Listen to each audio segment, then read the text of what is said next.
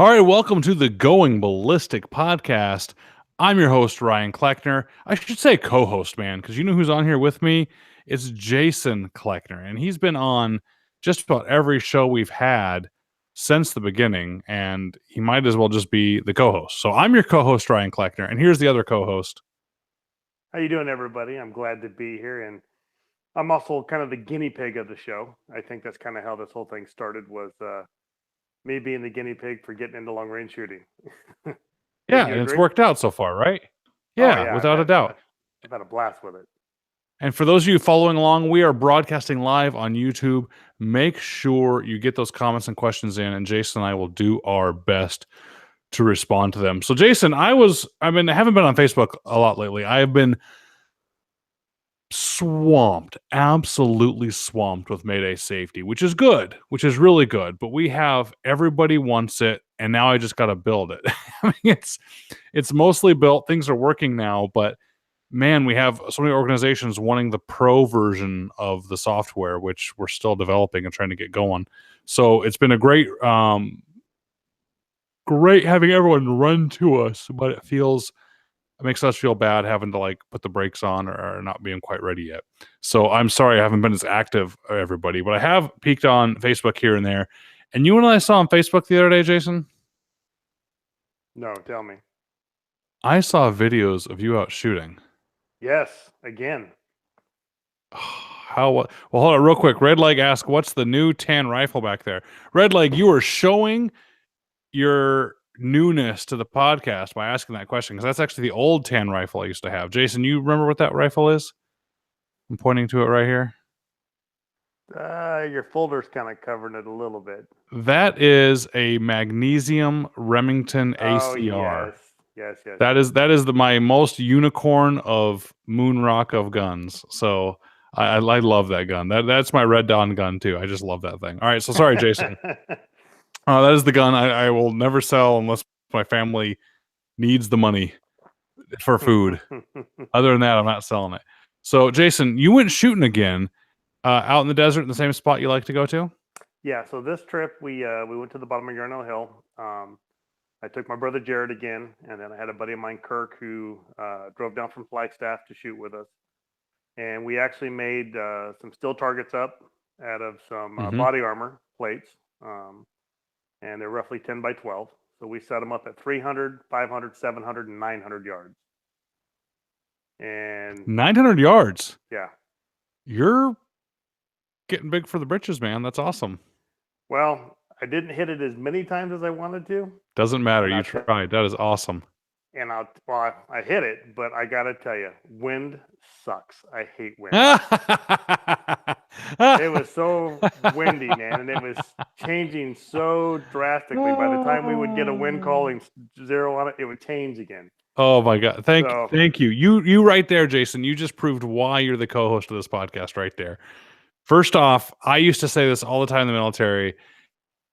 If it wasn't for wind, everybody could be a sniper. That's right. Because it really is predictable. It really is just, doing the fundamentals and shooting. So yes, wind sucks. So whenever people look outside, they go, oh, it's storming out today, we shouldn't go shoot. No, that's when you go shoot, is you can actually test yourself and figure out what's going on.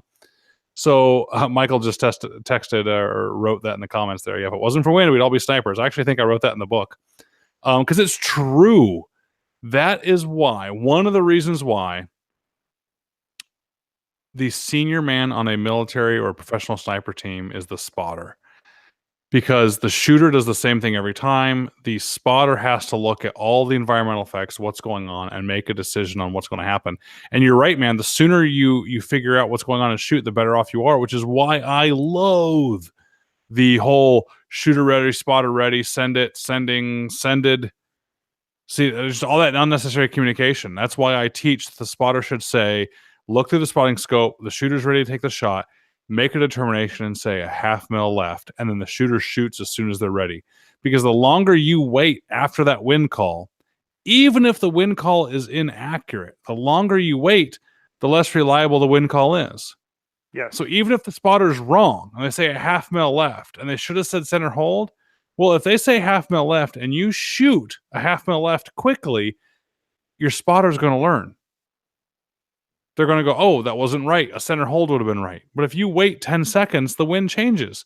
That's also why as soon as you shoot, you reload the dang gun and call your shot, because you now just got free experience of what that wind is doing. Might as well hurry up and make a correction and shoot before the wind changes again. Does that make sense? Yep, and we had that experience. Jared was shooting at 900, and after a couple shots of well, anybody can shoot at 900. Was he meaning to shoot at 900? Yes. I'm just kidding. Yes, when I say people say, well, what's the furthest you've shot? I'm like, I don't know, probably a couple miles. I've launched a bullet off at about a 45-degree angle before. It probably went a couple miles. All right, go ahead. But yeah, once I actually called it, and I'm like, okay, dude, you need to hold, basically between 2 and 4 minutes on my scope, which is 3.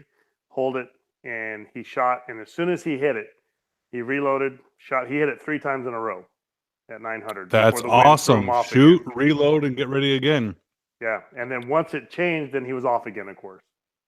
So it was impressive. Now, the one thing that I think I learned on this trip out was I was able to see the heat waves going across the hills. And maybe I'm crazy, maybe I'm not, but it actually looked like I could see the heat waves bend as the wind gusted out there. No, you might be crazy, but when the wind changes, I can see the heat waves bend for sure. Well, and as soon as I saw it, I say, okay, the wind has just changed, because it was changing directions on us, left and right. We get a gust one way, we get a gust the other way. And as I'd watch the heat waves, I'm like, okay, now you need to move back to the left. Yep. So yeah. You seeing that change is awesome. Matter of fact, not even knowing what the wind is doing, but knowing that it changed helps a lot too. Yeah. So that was a cool experience. And then of course, so hold on real quick before all the comments. There's so many comments coming in now that I'm losing them. Remember what you were going to say, Jason. Somebody asked, I'm left-handed and started shooting left-handed, but I'm right eye dominant. Is it worth relearning to shoot right-handed? No. The reason I hesitated on that one, Nick, is I'm right-handed. I shoot right-handed, but I'm left eye dominant. I've never done the cross eye dominance thing. Never. I'm going to get myself in trouble here, but I'm going to do it anyway, because that's why you guys are listening, is to hear something different than what you're going to hear everywhere else. I think the whole eye dominance thing is a bunch of hooey. I teach military and police snipers, right? I'm a tactical type shooter. I'm not a bullseye shooter. And you don't have a guy that's a military police shooter, even just a handgun shooter, and say, hey, since you're right-handed, only learn to shoot with your right hand. No, you're going to have that guy learn to shoot with their left hand in case the right hand is injured, right? I'm asking myself, I guess, but yes, that's the right answer. You're going to have them learn to shoot with the left hand. Now, the logic that goes along with eye dominance, I shouldn't say logic, the common phrases I hear with eye dominance are, well, you should only shoot with your dominant eye. Only. Well, my right hand is clearly better at manipulating the firearm than my left hand is. So by that same argument for my eyes, I should never shoot with my left hand. No, there's plenty of times to shoot with my left hand. One reason is my right arm's injured. Another reason is when I need to lean around a barricade to the left with a rifle. It's way easier to throw the rifle over to my left shoulder, shoot left-handed, than it is to expose my entire body around a barricade. So I just don't understand why people, when my eyes, even though my left eye is the dominant one and it's better, maybe it's 10% better. I'm just making up a number. My right hand is more than 10% better than my left hand. And yet we still would agree that I should be using the much less skilled left hand to shoot in many situations. So I don't know why we wouldn't do the same with our eyes. So I don't really buy it. I think what happens when someone is shooting poorly and they're having bad habits is actually they just have bad habits and they're struggling. And by having them switch hands, they end up getting better. But I see that with everybody. So everybody, I mean 80 to 90% of everybody. When I'm teaching students out on the range and they're having bad groups, I have them switch to the other side and the group immediately tightens. I'll actually do it with an entire class, and almost everybody, again, 80, 90% of everybody in the class, groups get better, even competent shooters. And that's because they don't have the same bad habits that they force on the trigger. So switching to your non-dominant hand makes you focus on the fundamentals, makes you really be careful on the trigger, makes you really focus on the reticle. It just makes you concentrate. So I think that happens and people say, oh, aha, must have been my dominance, my eye. Well, no. I mean, at my best, I was 20/10 vision. I had great vision. I was blessed with good vision. But somebody that has 20/20 vision had significantly not as good vision as I did. Does that mean they just should have not shot? What if they had even not 20/20 vision? They had a little bit less than perfect vision. Should they just not shoot? Well, I would argue that the difference between someone whose vision is less than perfect and my 20/10 vision was greater than the difference between your two eyes. So if you're okay with them shooting and me shooting at the same time and not just giving up on life, their poor vision with even their dominant eye, I think is a bigger difference. Does that make sense, Jason? Yeah, and I was actually born with being right-handed and having a left eye dominance, Yeah, right? so you and I are exactly the same. My left eye, every So, time I do that test, left eye dominant, but I shoot well, right-handed yeah, and mostly. I got to the point now I can tell you which one it is. I can switch the dominance of my eyes. Yep. Doing the finger test, I can tell you which Oh eye yeah, is yeah. doing what. I've But done that the too, and I'm reason, like, guys, watch this. I do the test, and I'm like, you gotta trust me. Look, I made it do right. I made it do left. You and yeah. man, we must be related. So, but what's funny about that is when I was younger, with a BB gun, is when my dad noticed it, and I used to lean all the way over the gun and use my left eye, and Mm-hmm. he forced me to, in a good sense, but forced me to start using my right eye, and I hated it. But he'd always kind of harp on me about doing it, Mm-hmm. and therefore I switched back to my right, and I think that's what slowly made me be able to control between the two. But I used to shoot great with my left eye with the BB gun when I was little. Yeah. I know what you mean, man. So Nick just jumped in. He said, bummer, it's a lot easier to find right-handed bolt guns. Nick, I'm not saying don't learn to shoot right-handed. I'm saying don't learn to shoot right-handed solely because of an eye dominance thing. If you want to learn to shoot Right. right-handed, Nick, because it's easier to find right-handed bolt guns, do it, man. Matter of fact, my argument I just made, even though I said this is why you shouldn't switch, is actually the argument for why you should. My argument is it doesn't matter. I'm not kidding. It doesn't matter. You can learn to shoot with either hand and either eye, except you have a significant issue with your vision or a disability with your eyes or your hands. You can learn either way. So, Nick, my argument means when I said no, that actually means yes, do whatever you want. I'm just saying don't chase this eye dominance holy grail. I think it's a bunch of BS. I really do. And for every person that says, well, I had to switch because my non dominant eye wasn't dominant, I still can find somebody that has worse vision than your non-dominant eye that can outshoot you, and that's just because they focus on the fundamentals. So, anyway, sorry. Go ahead, Jason. So you learned, and it stuck with you. As far as the dominant eye thing, Mm-hmm. yeah, yeah, it did. So, and that's how I shoot now. But I mean, it's like I said, the dominant eye thing, I can switch them. I mean, I can literally look at something and then control which eye I want to be dominant on it. This is going to I sound mean, crazy to everybody, but I can do that, especially when my sunglasses are dirty. Have you ever done that? yeah, I'll have like some smudge on my left eye, of my glasses, and when I look, I'll see the blur of my glasses.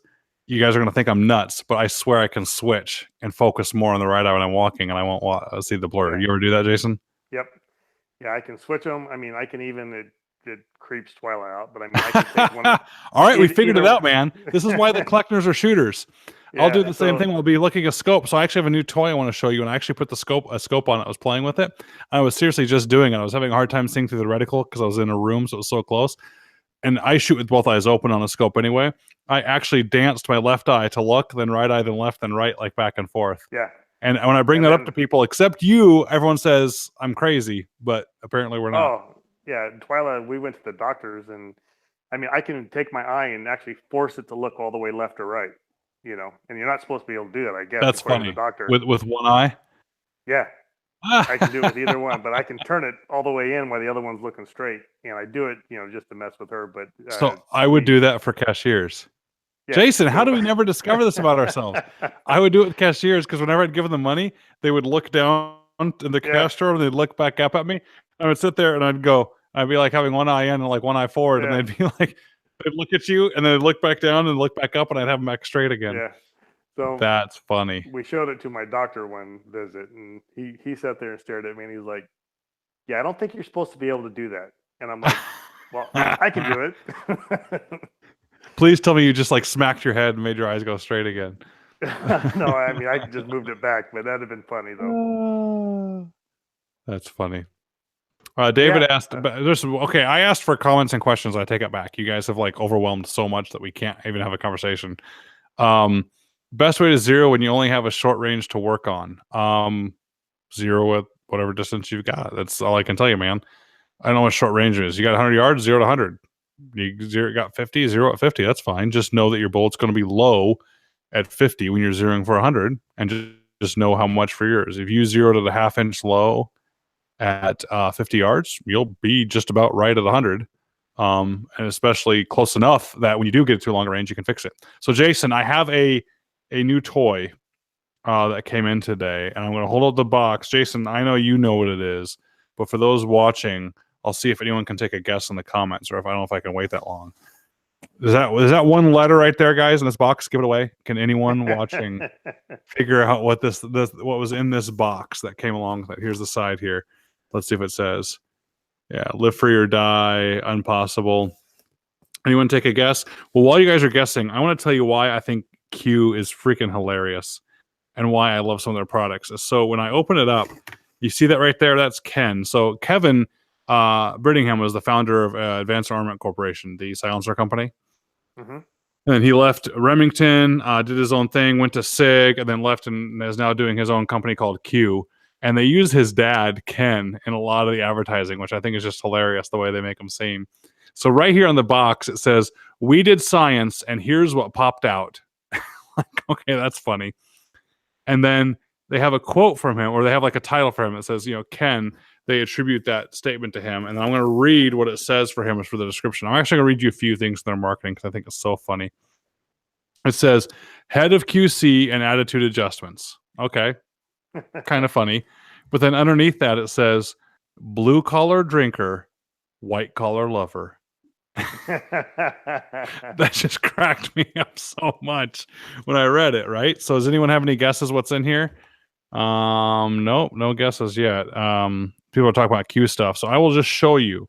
I have the Fix rifle, and here she is in all her glory. This one's in 308, so it's the short barrel, lightweight version. This thing, Jason, is awesome. I am so excited about it. Now, I've only been able to crank off some rounds just to see that it went bang. I'm going to go and accuracy test it this week if I can find some time between Mayday safety and everything else. But everything about this rifle is done so well.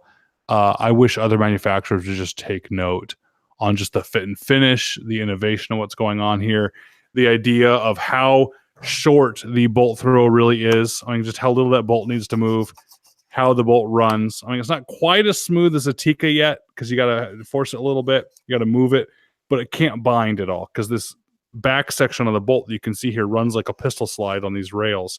So it can't ever bind. But the short bolt throw, the two-stage trigger is awesome. Now, I will admit, this two-stage trigger that I have here is not as good as a Trigger Tech two-stage trigger. But it is better than any other factory trigger that I see on guns. And it's nice that it's a two-stage. So there's a little bit of take-up right there, and then a break, and an ambidextrous safety, an AR-style safety on either side. It takes AR magazines. Dude, I am so freaking excited about how little and light this gun is. I can't wait to get it out and print it on some paper. And so that's cool. It weighs 6 pounds. I think 6 pounds total. So that's pretty awesome. Little tiny thing. It is. And even small stuff like this, like the muzzle device, which is the silencer mount. Can you see that, like the star shape on the inside there? I do. So instead of putting flats on the outside or the base of the mount to take it on or off, that right there just takes like a 1/2-inch socket wrench. So a socket goes in there and takes the thing on or off. It's like, wow, that's like a nice little engineering touch to make it easy to take on and off and to give you the torque that you need. That thing is so freaking awesome. Someone said, does the short bolt throw affect bolt lockup negatively? I would imagine that's not much engagement. Well, no, not necessarily true, right? Because if you have smaller lugs, you can still have more engagement. So think about like an AR-15 bolt or an AR-style bolt. The lugs are shorter, so there's not much of a turn to have to get them to all engage, but you can actually get something like 40% of the bolt being engaged. Whereas a two-lug system, you're not getting all of those lugs engaged anyway, so it's the same or less. So with a much more smaller lugs, you can actually get more surface area on there. Well, some of the other marketing things, Jason, like here's the little manual that they have that comes with it. I know it's too bright in the light here to see. If I get it closer, there you go, it darkens up. So I was just reading through this and laughing. Like at the bottom of the safety rules, they put number 6. If any of these safety rules don't make sense to you, stop reading and immediately return this rifle to your dealer. You are not qualified. It's just like funny stuff. And here they're like, talking about operation of the guns, they have like little drawings of how to use it. So they say, once the rifle fires and your dinner has stopped running, place the safety selector to the safe position. That's step number 12. And step number 13 is celebrate. It's like they had funny stuff on there. And there's, tons of stuff in here. Folding and unfolding, pull underneath this trigger guard, do this. This is still having trouble. If it makes you feel better, Kevin's 12-year-old daughter can do it. Like they just have everything is like jokes all over the place. And my absolute favorite is the back of the manual. There's a little picture of Ken there again at the bottom. And it says, these guys will build it right. If you got any issues, let me know and I'll whip those pecker heads into shape. That's what's printed on the manual. And then it says, reach me at ken@kevinwasanaccident.com. Like, you tell me why you can't support a company that has that kind of sense of humor on their marketing materials and stuff. I'm just so stoked. And they're pricey, but honestly, so this has a Bartline barrel. And for those of you that really need to know, I use Bartline barrels for my rifles. So you're getting a Bartline barrel chambered by Dave Tooley in a really cool modular, lightweight folding stock, great triggered gun, all this like cool stuff for $3,000. And they actually went for a middle price point. So a gun like mine or a gun like other custom bolt action rifles are way more. They start at $6,000 and go up. And then an inexpensive budget gun, like a Ruger Precision Rifles, like at $1,200, $1,000, a little bit less. So they went right in between the two because they're like, you know what? I think people want a kind of a nicer gun sometimes than economical starting points, which aren't bad, but they just might want a nicer gun without going straight to 6. And I hope they kill it with this. They have so far. I had 8 of them in this morning and they're all gone but this one. So that was due to pre-orders, of course, and people being very patient, waiting a long time. But already people want so much more. I went back and looked on their website and they said, for dealers 6 months out. So if you start ordering now, so it's crazy. Wow. Oh, yeah. Good for them though. Oh yeah, I'm excited. This is unlike anything I've ever seen before. So the trigger mechanism is actually just a lever. So you take the slide off here and you can see into the housing because the receiver is not bolted into a chassis. It is the chassis. The magwell and what you would call the receiver are the exact same piece. Right? And the trigger housing are all the same piece. It's not like an upper and a lower. It's just all one. So when this bolt comes out and you look at the trigger, it's just a lever. So when you pull the trigger, it's just a little lever pokes up. And we looked at it, I'm like, there's no sear, there's no springs. What in the world is going on? Well, the bolt itself is where the entire mechanism is. So at the bottom of the bolt is a little tiny button that normally you and I would look at the bottom of like a slide of a pistol and see like a firing pin safety, for example. Well, that's the sear for the trigger. So when the lever just pushes the button on the bottom of the bolt, sends the firing pin home. And when you cock it, the reason it can have such a short bolt throw is all it does is rotate that button behind a little bit of a shield and recocks it and comes back again. So it's just barely throwing. And you're just pressing a button on the bolt, which makes it fire. It is awesome. I think it is just, I'm so proud of them. I can't wait to get out to the range. And I'm going to be so upset if it doesn't shoot well because everything about it looks great. And does it come with that Leupold scope? No. That Leupold scope is probably the same price as the rifle. Yeah, I just throwing it out there. Maybe might be worth it. Yeah, that'd be a $1 rifle underneath a $3,000 Leupold scope. So I'm excited about it. Comes with 2 magazines. Comes with a little beer koozie. Just great. Good for them, man. Good for them. Just stuff that other people aren't doing, and that's why they're 6 months out, and why other companies have warehouses full of product they can't sell. Good for them. Good for them. That's awesome. So I ordered a spotting scope today, as a matter of fact. Okay, talk to me about it. Well, I ended up going with a Cabela's brand scope. Okay.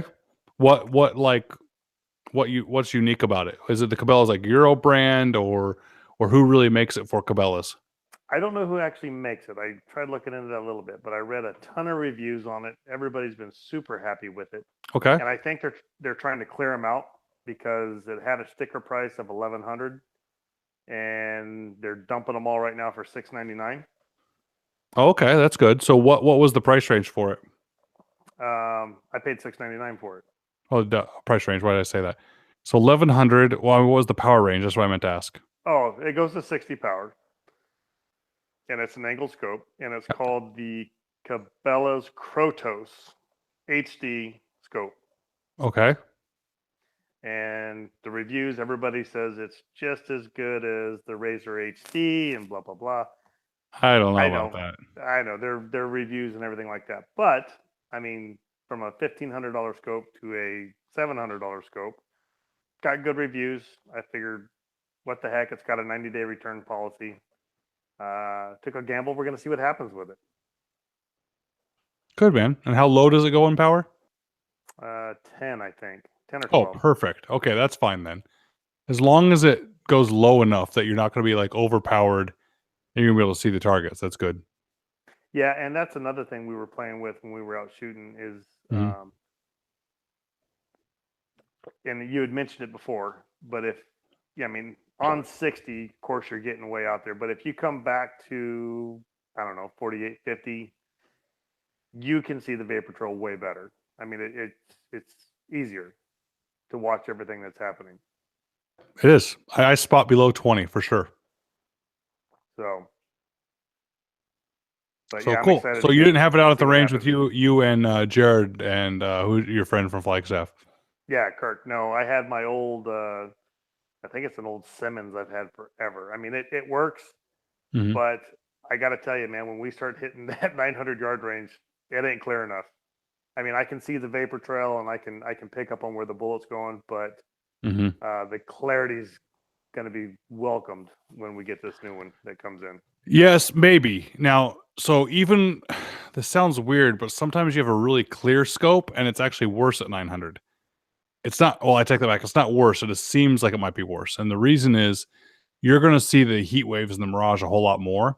So when you're looking through a scope that isn't the greatest, you will just kind of get used to the blur. I don't know if that makes sense. You're kind of like, you'll get used to a little bit of the fog or the lack of clarity. And Right. so when you go out to distance and you zoom in, you're just kind of still within that zone of not having it very clear. And then when all of a sudden you get something crisp, it's kind of like saying, "Wow, this camera, this television, camera that they're filming this movie or TV show on is really great." But oh my gosh, look, the people look uglier. That's because you can see all their wrinkles and stuff, Right. right? So in Right. the HD version of a scope, you're going to see all that mirage. So really, what ends up happening, if you're not careful, that's why magnification is not your friend. People think, "Wow, it's so much magnification, I can see forever." Well, no, with all that magnification, you end up seeing a lot of mirage, and it can get in your way. So just be careful. You're going to see it and be like, "Oh, this is horrible. I can't see the target at all." Well, really, what you're actually seeing better what's really going on, and that just might be the mirage. So Right. yeah, We'll hang on to the cheap one too. It's not going to go nowhere. right. You can have more than one person spot at least. That's right. Right. And then looks like you have a question about a 2018 assault weapons ban. I don't know what the proposed one is. I've seen a few things out there. So I don't know. I think any gun ban is stupid. Any features ban is even stupider. So I can't answer much on them. I'm sorry. Someone asked What's what's. interesting? Go Oh, ahead. go ahead. I was going to say, the whole big talk about the bump stocks. Uh, Hmm. I saw a buddy of mine pointed out to me a trigger, and I can't remember who makes it now, but on Burnell's that actually fires when you let go of the trigger. Yeah. So Franklin So Armory, the people that made that straight rifled or non-rifled barrel, they make what's called a binary trigger. Yeah, it fires on pull and release, and it's legal because a machine gun is considered a firearm that shoots more than one projectile with one operation of the trigger. And they got the ATF to agree that that was two operations of the trigger. right. So therefore, it's not a machine gun. Yeah. I just found that interesting with all the things going on with the bump stock. I'm like, well, this is probably just as fast. I mean, if I can squeeze the trigger pretty fast, I couldn't imagine if I added it firing when I let go of it each time also. Right. You can actually outrun those. So The triggers? if you're those binary triggers, you can outrun it. I mean, you can pull and release so fast that the bolt carrier hasn't gone all the way forward. Oh, it makes sense. So you kind of gotta get the rhythm right, I guess, on them. I don't know. I think it's silly. I've never needed to fire faster No, semi-auto. no, absolutely not. So even in a tactical military situation, you fire full auto, and it's not because your position's getting overrun by like a horde of people. You're essentially going to get fired because that's a waste of ammo and not being able to shoot what you're hitting at. TJ asked, Ryan, what scope do you recommend on a CZ455? It's a loopholed Variax 2 rimfire. They make a rimfire scope, and the designation of rimfire helps because they take the parallax range and they have it at 50 yards instead of like 100 or 200 yards. So the parallax is set more towards the distance you'll be shooting with regular rimfire rounds. And it can be kind of pricey, but man, it is a great high end scope that I think is fitting on a 455. And that's actually the scope I have on my CZ455 I use for kind of for target plinking around. So check that one out. Oh yeah, they're talking about all kinds of crazy stuff now. Mm-hmm. See what you did? You got everybody up in a frenzy. Or actually, Yeah. probably I did because I read the comment, huh? I got people going. Yeah, so people that talk about the bump stock bands, they're right. They're talking about rate increasing devices, which means you can never loan your gun to Jerry Michalik because if he gets a hold of it, he's a rate increasing device. His trigger finger makes the gun shoot faster, so you gotta be careful. That's right. Yeah. Yeah, I think it's horrible. Well, I think any ban on an inanimate object is wrong. So there's my answer. well, like you said, I mean, come on, man. I mean, you can't accurately. I mean, there's competition guys that can accurately shoot really fast. I can't do that. I can accurately shoot fast. I just can't ever remember a time where I've been accurately shooting fast and said, "Man, I wish I could shoot faster." Right. You know what I'm saying? That's the problem. Is I can shoot as fast as I can accurately hit. That's right. Yeah. And what's funny is when we started with the early podcast, I was all about the AR-15. I love the semi-automatic platform, and I like being able just to squeeze the trigger. Ever since we started shooting more and more, I'm leaning more towards bolt guns now, just for the simple fact that they're so easy to clean. Yeah. Well, not only clean, it's not gosh. just clean. There's a bit of a purist effect to them, right? Like you get to take your time. It's more deliberate. Right? It's just plain easier, man. I had 3 ARs to clean Sunday and my 308 bolt. And by the time I got done with the 3 ARs, I was like, oh man, I feel blessed that all I have left is this bolt gun that's going to take me no time at all now. Yeah, you take the bolt out, you take an old t-shirt, right. You wipe the bolt down, run a few patches on the barrel, put it back together. Yeah. Oh yeah. So just for cleaning aspects, man, I am really starting to lean towards a bolt over the auto. Yeah. I get it, man. And again, there's a simplicity of slowing down and taking your time. If you really do need to, yes, you can run a semi-auto faster, of course. But when it comes to making accurate hits, a bolt gun's not that much slower. If it really comes down to taking your time and getting accurate hit, a bolt gun's not that much slower. So we were able to do that triple nickel drill that we made up out at Texas Triggers, 5 rounds in 5 seconds, 500 yards. We were able to do it consistently with that Barrett Rec 10. Just get on the 500-yard target, shoot, release to reset, shoot, release to reset, shoot. Matter of fact, each time you would shoot, right after you would shoot the second round, you'd hear the first round hitting the steel. It was awesome. And with a bolt gun, I had to race to do it because I was set on the same target. But if I had a challenge where we had to shoot the 400, the 500, and the 600 round target, 600-yard target, I think I could beat people with a bolt gun if they were on a gas gun. Because you've got to move anyway. You've got to get reset on the target. You got to change your dope or elevation a little bit anyway. And it just doesn't slow you down that much. Now, if you have a chance to use a semi-auto, sure, use it. But don't overlook a bolt gun because it seems like older technology. I really think it's a fun way to shoot. Oh yeah. No, and like I said, we've had a blast, man. We did, like I said, a little over 100 rounds of 308 on Sunday. I think we did maybe 300 rounds of AR, shooting at 300 and 500 with that. Still, it was a fun day. It was good to get out. I can't wait to take some more metal targets out and pling them some more. And it was kind of cool, especially at the 900 when we hit it. how long it took for the ding to come all the way back to where we were at. Yeah, So it takes that was actually, longer than the bullet to get there for sure. oh yeah, it took seemed like forever. He hit it, it started swinging, and I started talking, and then all of a sudden, I heard, ding, real. Oh, holy crap! I heard it. That's awesome. Yeah, it was awesome. So, and I got some crap on Facebook when I posted the photos. They're like, "Wait a minute, you guys are supposed to be shooting rocks. What are you doing out there shooting metal?" Like, we started shooting rocks. Then we've Why would they? upgraded to I don't metal understand. Why would they give you crap for that? because the only videos I've ever posted before is us shooting at rocks. Oh, gotcha. Yeah. Well, So this be the first. you're evolving. Yeah, I'm evolving. So That's it's pretty awesome, man. comical. Some of the comments. So yeah, you went from just starting off into this thing, going, "Oh, okay, long range sounds kind of cool," to now you are hitting 900-yard targets. Yep. And again, I'll say it again. Wind sucks. I don't like wind. Yeah. Also, the whole first round, one shot, one kill, stuff like that. It's a myth. It's ridiculous. Oh Even yeah, if you're it's the best funny. wind caller in the world, and you could look at that wind and tell me exactly what's going to happen, the second I pull the trigger, the wind can change. Yeah. It can gust as soon as I pull the trigger, which means the shot's going to miss. So it's all about following through, calling your shot, reloading, and getting ready for the next shot. Yeah, and I was joking with Jared. We were driving back from through Congress, coming into Wickenburg, and Yep. I said, Jared, I said the most disappointing thing that I've experienced through this whole thing is when I first started this. All I had in my mind is like the movies. Gonna dial this thing in, and I'm gonna be able to hit a quarter, man, at whatever the whole movie quality type thing. Yeah. I said it is so untrue and so disappointing. I said, but other than that, I said I love it. It's great. That's funny. So that whole myth was it was a dream.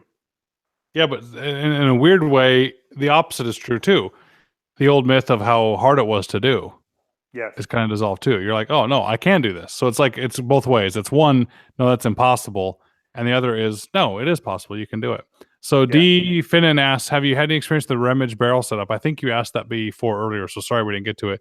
I think it's a great system. Yeah, I know some shooters I really respect use it. The idea is, have we talked about the Remage system yet, Jason? No, I have not heard of the Remington system. All right, so Savage has gained a lot of popularity. One, because Remington quality control went in the crapper. So much so that I saw someone shared a picture with me about a month ago where the rifling was both directions in the barrel. Did you see that one, Jason? Oh, no, I didn't. It was right-hand rifling and left-hand rifling. So it was like a helical diamond pattern all the way down the barrel. I've seen Remington barrels recently that were smooth, that were in gun shops that were like shotgun barrels they forgot to rifle them. Like you cannot tell me they're test firing guns when they don't have any rifling. It is beyond crazy this past couple of years how bad quality control has just dove down. It's bad. Well, they don't have the money for quality control, right? I guess not. So the Savage guns, which always had been kind of the budget guns, which that's fine, but they were the budget guns, have taken off in the past, I don't know, 5 years as far as accurate shooting guns because they are really accurate for the money. We figured out as an industry how to button rifle a barrel and make it work. Now, contrary to what people think, button rifling is not premium. Okay. Everyone goes, oh, it's button rifled like it's a pro. Button rifling is the cheapest, fastest way to make a rifled barrel. Now, companies like Savage have advertised that like crazy. So they've used good marketing to say this barrel is extra special because it's button rifled. So people think that's a really positive thing. I guess I don't mean to say it's not positive, but they're trying to make it seem like that's the premium way to do it. Well, we've figured out how to button rifle barrels as an industry so much that you can have barrels that you look at with a bore scope that look like a corn cob. They're so rough on the inside. And yet, unexplainably, they still shoot. They shoot well, so they figured that out. So they can make these economical button rifled barrels, and the actions aren't as smooth or as nice or things like that. But I'll be darned, they shoot accurately. So Savage has really got a big following because of that. Well, another reason that people like Savage is that a Remington barrel has to be installed by a competent gunsmith and a machinist. Because the barrel is screwed in until the shoulder of the barrel hits the front of the receiver and it's torqued down. Well, once it's torqued down to that shoulder on the barrel, the headspace needs to be set right. The chambering and the barrel on the inside of the receiver has to end and begin at the exact right spot for the headspace to be right. So what they end up having to do is chamber a barrel and then thread the barrel and then keep screwing on and off the receiver or getting really accurate measurements so that the outside of the barrel gets threaded and the shoulder gets put back exactly where it needs to be. So you'll see guys, they'll chamber them, then they'll thread them, and they'll keep inching the shoulder back farther and further and further until when they screw the barrel on, it's perfectly set for the headspace. That takes a lot of time and a lot of skill and a lot of expertise because that's the Remington design. It's a flawed design. Where Savage is like, no, we're not going to put a shoulder on it at all. We're not only going to thread the part of the barrel that goes in the receiver, we're going to thread an extra like half inch or an inch. So then you can take a chambered barrel with threads on the outside and then screw it into the receiver until it's the exact right headspace, which you can figure out with a gauge. So you take a headspace gauge, which looks like a steel cartridge. You put it, in the chamber, you put it on the bolt, and you screw the barrel in until the headspace is perfect. And then you slide a nut down the outside of the barrel onto those threads that are sticking out, and you screw the nut down the threads until they contact the receiver, and you torque it down, and you're done. So guys with Savages can change calibers in their garage. You got a 308 Savage, and you want to go to 6.5? Great. Buy a 6.5 Creedmoor barrel, have it shipped to your house, take a barrel wrench and undo the nut, screw the new barrel on and tighten it down, and you've literally done a caliber change. For a Remington, you would need a lathe and a lot of skill and experience to be able to change a barrel on a Remington. So all that being said, the Savage interchangeability for the barrels is really, really cool. So people out there have said, well, we can adopt this to the Remington. What we'll do is we'll do a Remage. So Remington Savage. That's what Remage is. It's like half and half. So they take a Remington barrel profile, which is a different size and thread rate, and they'll just keep threading the barrel beyond where it needs to be threaded and past where the shoulder would be. And then they make a barrel nut for it. So you screw in this barrel into a Remington receiver until the headspace is right, and then use a nut on the outside of the barrel to tighten it in the spot. It's a really, really cool idea. And if I were building my own gun out of a Remington Action, I would absolutely do a Remage setup. It only makes sense. The downside to it is it fitting in stocks because most stocks aren't made to accept that nut. So you might have to take a Dremel and hog out a little bit around the stock for the nut to fit. But why wouldn't you do that? Because now when you shoot out a barrel on a gun, which by the way, barrels shoot out. They're like tires on a car. Don't get attached to your barrel. You can now change it yourself or change it at least quicker. You can even have a few barrels made up in advance and just have them sitting in your garage and just time to change them. Or you want to change calibers? Change calibers. It's not a big deal to go between 308 and 6.5 Creedmoor and stuff like that. You can do it at home, so it's kind of cool. Very nice. Well, I learned something today. That's the first there term you go. I've ever heard of that. Go Google it. You'll check it out, and you're like, "Wow, that makes a lot of sense. Why doesn't everyone do that?" Oh yeah, why not? I mean, that's the cool thing about the AR platform. It's got a barrel nut. Take it off. Take the barrel off. Exactly right. So it allows you to do barrel nuts with bolt guns. And the problem is, I guess you have to buy a barrel that's set up for the Remage conversion. You gotta have that set. But other than that, it's pretty cool. So I'm gonna go shoot this Q the fixed rifle and let you know how it shoots next podcast. Yeah, I'm very interested to hear about it. So cool, man. Anything else we need to cover this week? No, man. I won't be able to go shooting this weekend, unfortunately. So as I learn more and progress into this shooting further and learning to read wind calls, I'm sure I'll have some more questions for you. But I definitely wanted to ask about the heat wave thing because Jared kind of thought I was crazy, and then of course my buddy Kirk was like, "Okay, we got matrix eyes."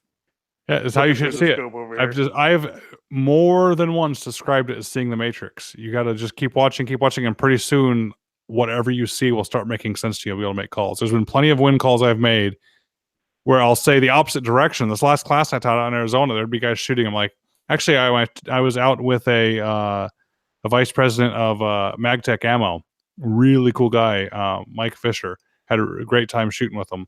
There's a couple times we're shooting at targets. We kept holding like 1/2 mil left, 3/4 mil left, things like that. We're talking about reading wind. And we got to a certain target. I said, Mike, you're going to think I'm crazy, but give me a 1/2 mil right. He goes, what? I'm like, just trust me. Give me a 1/2 mil right. And he shoots, ding, and he hits it. He's like, how did that happen? I'm like, I can tell you, I could tell the wind changed, and I can describe the qualities of the wind I saw that changed, but it's just happens to be a while that pretty soon you'll see it and it makes sense. Before we go, Jason, Josh asked a question. Is your Cerakote business up and running?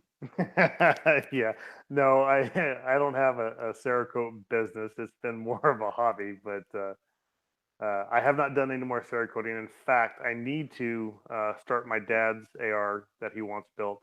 So that'll actually be the next thing I'm going to Cerakote. And I need to practice on the inside of the upper anyway. So So I know that's you're not really doing that for profit or for a business. So you don't need an FFL yet, but you need to get your FFL soon. Are you just going to do it with your own upper lower sets, or can I send you one of the prototype ones I have for the Cerakoting, or for your dad's build? I actually have some Blim lowers that I've already got You're for going to his do build. Blem lowers instead of like premium lowers that I'm willing to send you. Oh no, no! If you send me a premium lower, it's going to be mine, and I'm going to build me something out of So it's the premium upper, it. lower, and handguard that go together. Yeah, You know what I'm that's saying? going to be for me. I'll All add right. that to my Well, I'll have to collection. rethink it then. I'm trying to hook your. Yeah, your dad wouldn't appreciate it. You're right. No, he My dad, wouldn't. the same thing too. He'd be like, "Oh, this is great," and he wouldn't know the difference between that and the cheapest AR. Love Yeah, them, no, but they're just not into it the same way we are. no, and he's going to have fun with it. I mean, he's really enjoyed shooting the one that I had, and he's like, "I want one of these." That's no problem. I said, "I'll build you a real nice one." So basically, when I say Blim lower, there is nothing wrong with it. I mean, during their manufacturing process, a little nick or a little scratch or Hmm. there's a scratch in the anodites. I mean, it's just so minor, and I'm going to sandblast it and Cerakote it anyway. So it's a win-win for me. I mean, I get a complete billet lower for $50 versus $150, Yeah, and away we go. awesome. Well, dude, thank you so much as always for joining us. I hope you Oh guys yeah, enjoyed hanging out with the Collector Boys, and maybe we'll see you next week. absolutely. I'll be here. You know it. All right, take care, bud. All right, buddy. Take care, everybody.